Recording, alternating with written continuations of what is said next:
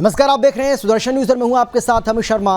वक्त है आपका राज्य आपकी खबर का। प्रदेश के मुख्यमंत्री उत्तर प्रदेश शासन द्वारा जन कल्याण हेतु समय समय पर महत्वपूर्ण निर्णय लिए जाते रहे और इसी कड़ी में एक जन कल्याणकारी निर्णय लिया गया, जिसकी जानकारी जिला समाज कल्याण अधिकारी गौतम बुद्ध नगर द्वारा सुदर्शन न्यूज़ को दी गई है।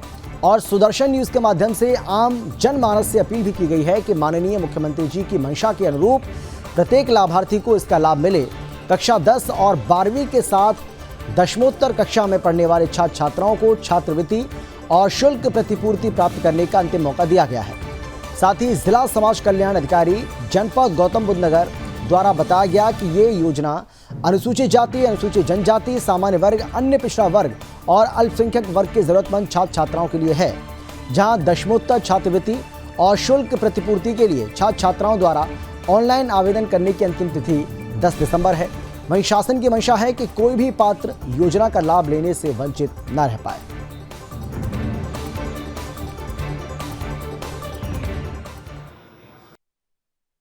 समस्त छात्रों और संस्थानों को ये सूचित करना चाहता हूं कि जिलाधिकारी महोदय के विशेष अनुरोध पर शासन ने छात्रवृत्ति के लिए फॉर्म भरने की डेट बढ़ाकर 10 दिसंबर कर दिया है।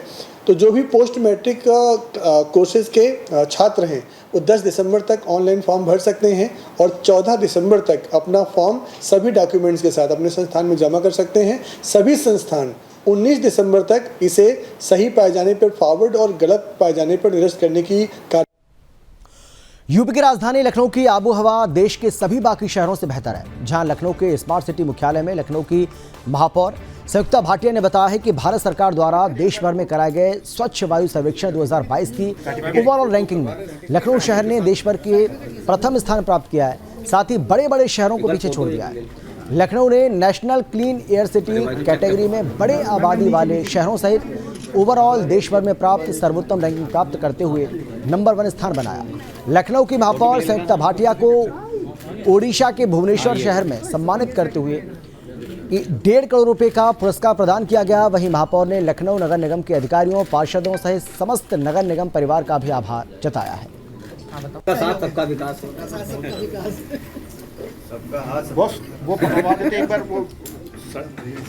बड़े हर्ष का विषय है कि हम लोगों ने जो एक संकल्प लिया था, जब मैं महापौर का चुनाव लड़ रही थी उस समय एक संकल्प लिया था कि लखनऊ शहर को जो 269 रैंकिंग पर था हम लोग नंबर 1 पर लाने का प्रयास करेंगे।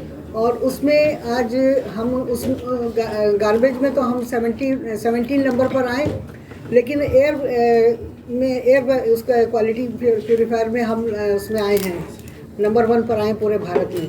तो ये हम सब के लिए, लखनऊ शहर के वासियों के लिए सबसे बहुत हर्ष का विषय है और बहुत बधाई के। यूपी की 3 सीटों पर हुए उपचुनाव में भारतीय जनता पार्टी गठबंधन को जीत मिलने जा रही है। साथ ही यूपी में होने वाले निकाय चुनावों में बीजेपी के सहयोगी दल निषाद पार्टी की महत्वपूर्ण भूमिका रहेगी। ये कहना है निषाद पार्टी के राष्ट्रीय अध्यक्ष संजय निषाद का। सुदर्शन न्यूज़ से बातचीत करते हुए संजय निषाद ने कहा है कि यूपी सरकार विकास के समस्त मुद्दों को एक साथ लेकर चल रही है। मौजूदा शीतकालीन सत्र में भी विकास की परियोजनाओं को लेकर बजट में प्रावधान किया गया है। संजय निषाद से बातचीत की है हमारे सहयोगी शैलेश शुक्ला ने। क्या कुछ कहा, जरा आप भी सुनिए। उत्तर प्रदेश सरकार के कैबिनेट मंत्री संजय निषाद जी हमारे साथ हैं, उनसे हम बातचीत करेंगे। समाजवादी पार्टी के लोग लगातार आरोप लगा रहे हैं कि जो जिला प्रशासन है वो मतगणना में गड़बड़ी करने की तैयारी कर रहा है। आरोप के अलावा क्या है, जनता जज होती है, जनता से इसके साथ है, उसकी सरकार होती है। आज सत्र का पहला दिन था, क्या कुछ खास था सत्र में? विशेष रूप से पिछड़ों, दलितों, वंचितों के नेता, हमारे समुदाय के भी उन्होंने आवाज़ उठाई। मछुआ समुदाय के ऐसे नेता माननीय मुलायम सिंह यादव जो नहीं है, उनके लिए श्रद्धांजलि सभा, सबने अपने अपने विचार व्यक्त किए। हमें भी मुलायम सिंह के साथ कुछ समय बिताने का, सीखने का अवसर मिला था और उन्होंने जो चेतना लाई थी उसके लिए आज श्रद्धांजलि सभा थी। और फिर उसके बाद जो सिस्टम से था वो बजट पास था, कुंभ के लिए है और ग्लोबल इन्वेस्टर समिट है उसके लिए है। तो चूँकि भाई बजट से ही विकास होना है तो प्रदेश के विकास के लिए बजट पालाना, बजट पास हुआ पूरा। सर एक आखिरी सवाल, चूंकि आप निषाद पार्टी के राष्ट्रीय अध्यक्ष हैं और निकाय चुनाव भी नजदीक है, ऐसे में भारतीय जनता पार्टी के साथ आपकी भागीदारी क्या होगी? देखिए, हमने अभी प्रदेश में लोगों को कार्यकर्ताओं को बता दिया, जहाँ जहाँ हमारे कार्यकर्ता चुनाव लड़ सकते हैं, वो तैयारी में है। ऐसी सीट हम भारतीय जनता पार्टी को दे देंगे, बातचीत हुई है। उन सीटों पर हमारे कार्यकर्ता चुनाव लड़के भागीदारी सुनिश्चित करेंगे। तो ये थे उत्तर प्रदेश सरकार के कैबिनेट मंत्री संजय निषाद जी, जिनका साफ तौर पे ये दावा है कि मैनपुरी की जो चुनाव हो रहा है उसमें भारतीय जनता पार्टी की जीत होगी और निकाय चुनाव में भी हमारी पार्टी, चूंकि निषाद पार्टी के राष्ट्रीय अध्यक्ष हैं, तो इनकी भूमिका अहम होगी। कैमरा पर्सन सुशील अवस्थी के साथ शैलेश शुक्ला, सुदर्शन न्यूज। खबर है जनपद चंदौली से, जहां चलो चंदौली अभियान के अंतर्गत 2 दिवसीय वृद्ध ऋण मेले का शुभारंभ किया गया। जहां कार्यक्रम का शुभारंभ कृषि विज्ञान केंद्र चंदौली में डीएम ईशा दुहन द्वारा फीता काटकर किया गया। आपको बता दें कि एसडीएम के निर्देश पर इस ऋण मेले का आयोजन किया गया। दिनांक 5 और 6 दिसंबर को इसका आयोजन किया जा रहा है। इस अवसर पर डीएम ईशा दुहन ने संबोधित करते हुए कहा है कि बैंकों की ओर से वित्त पोषित विभिन्न योजनाओं के लाभार्थियों को सहूलियत पूर्वक ऋण उपलब्ध कराने के दृष्टिगत विभिन्न विभागों और बैंकों द्वारा इस वृद्ध लोन मेले का आयोजन किया गया है। साथ ही कहा कि इस ऋण मेले के आयोजन में संबंधित विभाग बैंकों द्वारा एक ही स्थान पर उपस्थित रहकर लाभार्थियों को कम से कम समय में ज़्यादा से ज़्यादा लोन की स्वीकृति की कार्रवाई की जाएगी। और साथ ही उन्होंने उपस्थित बैंक प्रबंधक प्रतिनिधियों को निर्देशित करते हुए कहा कि मेले में आए हुए विभिन्न वित्त पोषित योजनाओं के लाभार्थियों का समस्त औपचारिकताएं मौके पर ही पूर्ण कराकर लोन स्वीकृति एवं धनराशि उनके बैंक खातों में अंतरित करें। इस मेले के दौरान ही लंबित पत्रावलियों को भी तत्काल निस्तारित कर लाभार्थियों की लोन की धनराशि उनके खाते में प्रेषित कर दिया जाए।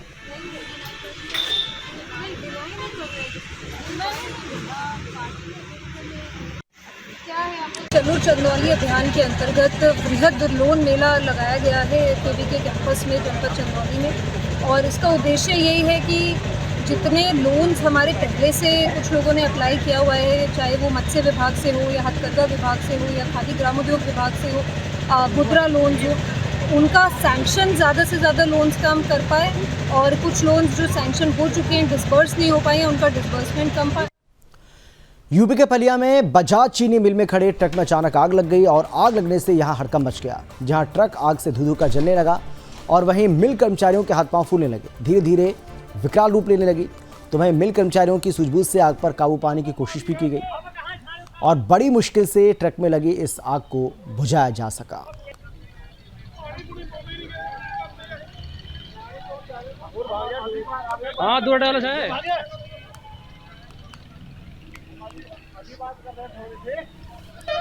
तो यूपी के पलिया की तस्वीर आपको हम दिखा रहे हैं, जहां पर अचानक से एक ट्रक में आग लग गई और किस तरीके से धू कर जलता हुआ ये ट्रक, इस ट्रक में अचानक से आग लगने से यहां हड़कंप मच गया, अफरा तफरी का माहौल बन गया और बड़ी मशक्कत के बाद इस आग पर काबू पाया गया।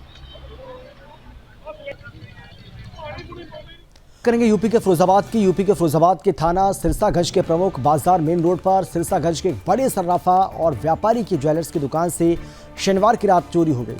आरोपी चोरों ने दुकान के पीछे के गेट से ताला तोड़कर छोटी तिजोरी को चुरा लिया।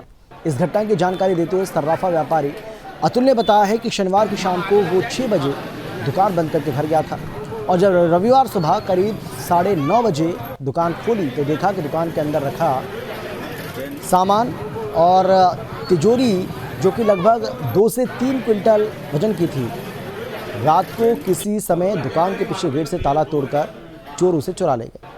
साथ ही बताया कि चोर सीसीटीवी कैमरे की डीवीआर को भी अपने साथ लेकर गए। हालांकि देखने की बात यह है कि घटनास्थल मुख्य बाजार में है, इसके साथ ही पुलिस पिकेट भी रात में गश्त करती है। दुकान के सामने का कोई भी ताला नहीं टूटा। बगल की गली में पिछले गेट से चोर ताला तोड़कर तिजोरी को अपने साथ उठा ले। इस चोरी की घटना से आक्रोशित सर्राफा एसोसिएशन ने अपनी अपनी दुकानें बंद रखी। इसके साथ ही जानकारी होने पर थाना प्रभारी सिरसागंज उदयवीर मलिक पुलिस टीम के साथ घटनास्थल पर पहुंच गए और मामले की जांच भी शुरू कर दी। वहीं पुलिस अब आसपास लगे सीसीटीवी कैमरों में घटना का सुराग लगाने में जुटी हुई है।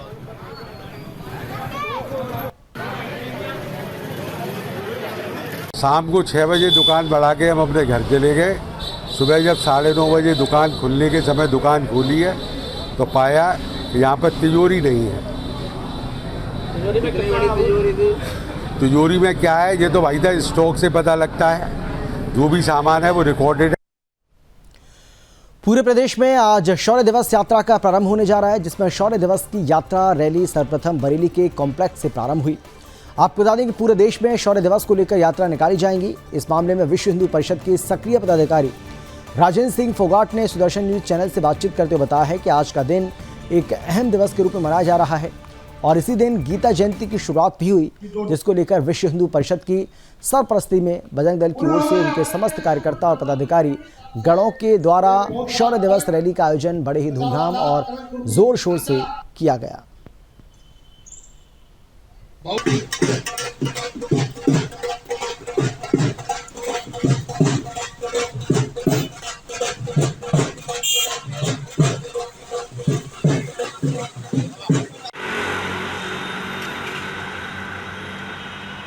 जो हमारी जो शौर्य यात्रा चल रही है, आज पूरे देश के अंदर आज से सभी शौर्य यात्राएं शामिल हैं, क्योंकि कल हमारी भगवान श्री कृष्ण के द्वारा जो गीता संदेश दिया गया था मोक्षदायिनी एकादशी के दिन कुरुक्षेत्र से, तो उस गीता जयंती के अवसर पर ही आज से 30 साल पहले जो ढांचा कलंकित ढांचा जो गिरा गया था वो आज का दिन था 1992 तो वो ढांचा चला गया है। भगवान राम के मंदिर का निर्माण हो रहा है लेकिन देश के अंदर एक आध्यात्मिक शक्ति का द्वार हो और अनेक अर्जुन इस देश के अंदर खड़े हो धर्म की रक्षा के लिए, इसके लिए इस कार्यक्रम को जो है 10 दिन का संगठन ने किया है और 4 तारीख से लेकर के 11 तारीख तक एक सप्ताह की यात्राएं शौर्य दिवस यात्राएं जिनको नाम दिया है गीता जयंती। मध्य प्रदेश के टीकमगढ़ में एक बार फिर से नाबालिग बच्ची से छेड़छाड़ का मामला सामने आया है। आपको बता दें कि 9वीं कक्षा की छात्रा रविवार को कोचिंग से घर लौट रही थी और वहीं रास्ते में एकता कॉलोनी के पास 3-4 युवकों ने छात्रा को रोका, वाहन की चाबी निकाल ली। इस दौरान आरोपियों ने छात्रा के साथ दुष्कर्म करने का प्रयास किया तो वह घटना से पीड़ित छात्रों को जिला अस्पताल में भर्ती कराया गया। छात्रा के पिता ने बताया है कि आज दोपहर बच्ची जब घर से लौटी तो उसने अपनी मां को घटना की जानकारी दी। बच्ची इतनी डर में है कि वो बार बार बेहोश हो रही थी। गंभीर हालत में उसे जिला अस्पताल के आईसीयू वार्ड में भर्ती कराया गया। इसके बाद कोतवाली थाना पुलिस को मामले की सूचना दी गई। जानकारी लगते ही कोतवाली टीआई मनीष कुमार और महिला एसआई नेहा करोलिया जिला अस्पताल पहुंचे और महिला एसआई ने बच्ची के बयान दर्ज करने के प्रयास भी किए, लेकिन वो इतनी घबराई हुई है कि फिलहाल पुलिस छात्रा के बयान दर्ज नहीं कर सकी है। कोतवाली थाना प्रभारी मनीष कुमार ने बताया है कि फिलहाल छात्रा के माता पिता के बयान के आधार पर आरोपियों के विरुद्ध मामला दर्ज किया जाएगा। जैसे ही छात्रा को होश आएगा तो फिर से उसके बयान दर्ज किए जाएंगे। इस मामले को लेकर छात्रा के पिता ने बताया है कि बच्ची ने साहिल खान, अमान खान, मुन्ना खान सहित एक अन्य युवक का नाम भी लिया है और पीड़ित पिता ने आरोपियों के विरुद्ध सख्त कार्रवाई की मांग की है। फिलहाल पुलिस मामले की जांच कर रही है।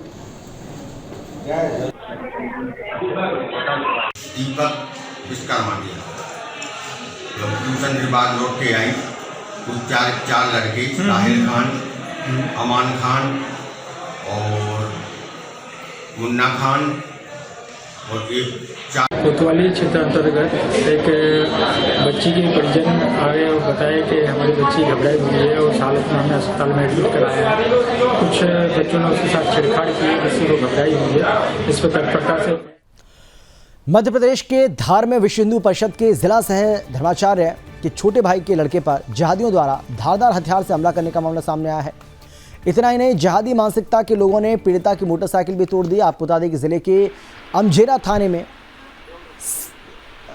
रात में कुछ युवकों ने विश्व हिंदू परिषद के जिला सह धर्माचार्य प्रमुख बजरंगी केवट के छोटे भाई के लड़के जिनका नाम करण केवट है, उन पर मोटरसाइकिल पर जो सवार थे उस वक्त हमला कर दिया और उनकी मोटरसाइकिल में भी तोड़फोड़ की गई। धारदार हथियार से यह हमला हुआ। घटना को लेकर थाना प्रभारी सीबी सिंह ने बताया है कि एक आरोपी को 307 सहित अन्य धाराओं में प्रकरण दर्ज कर गिरफ्तार कर आगे की पूछताछ जारी है। वहीं घायल करण की स्थिति नाजुक होने के कारण रात में धार रेफर किया गया। हॉस्पिटल महाजन के डॉक्टरों ने हाथ खड़े करते हुए इंदौर इलाज के लिए रेफर कर दिया। इस घटना को लेकर क्षेत्र में आक्रोश देखा जा रहा है।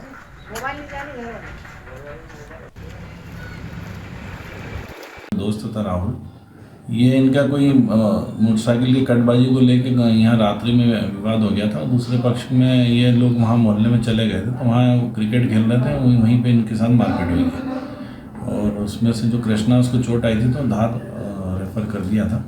इनके विरुद्ध अपराध पंजीबद्ध 307 का हो गया है और इसमें से एक जो मुख्य आरोपी उसको गिरफ्तार भी कर दिया है। सर कितने लोगों इनको आरोपियों को गिरफ्तार किया है? अभी तो एक आदमी को गिरफ्तार किया है, बाकी की अभी तलाश। भारत में बेरोजगारी दर नवंबर महीने में पिछले 3 महीनों के उच्चतम स्तर 8% पर पहुंच गई, जहां सेंटर फॉर मॉनिटरिंग इंडियन यानी कि CMIE की ओर से जारी रिपोर्ट में बात की गई है। और रिपोर्ट के अनुसार शहरी भारत में बेरोजगारी दर ग्रामीण भारत की तुलना में कहीं अधिक है। तो वहीं असम में 14 और त्रिपुरा में 14.5% आंकी गई है।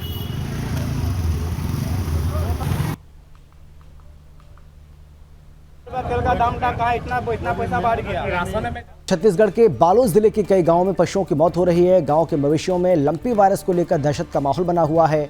किसानों का कहना है कि दिनों दिन पशु खत्म होते जा रहे हैं। कुछ लोगों ने इसे ईश्वरीय प्रकोप मानकर हवन पूजन करना भी शुरू कर दिया है। साथ ही ग्राम चारवाही के ग्रामीण अध्यक्ष ने बताया है कि गांव में लंपी वायरस ज़्यादातर बछड़ों में फैलता जा रहा है।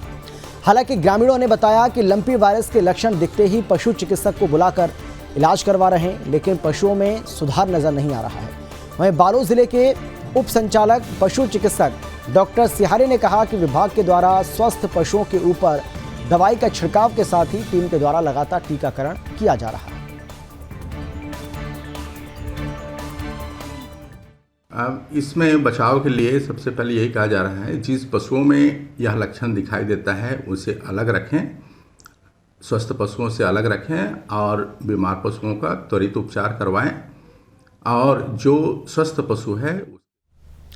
और इसी के साथ इस बुलेटिन में फिलहाल इतना ही। सुदर्शन न्यूज पर खबरों का सिलसिला आगे भी जारी रहेगा। आप देखते रहिए सुदर्शन न्यूज। जय हिंद।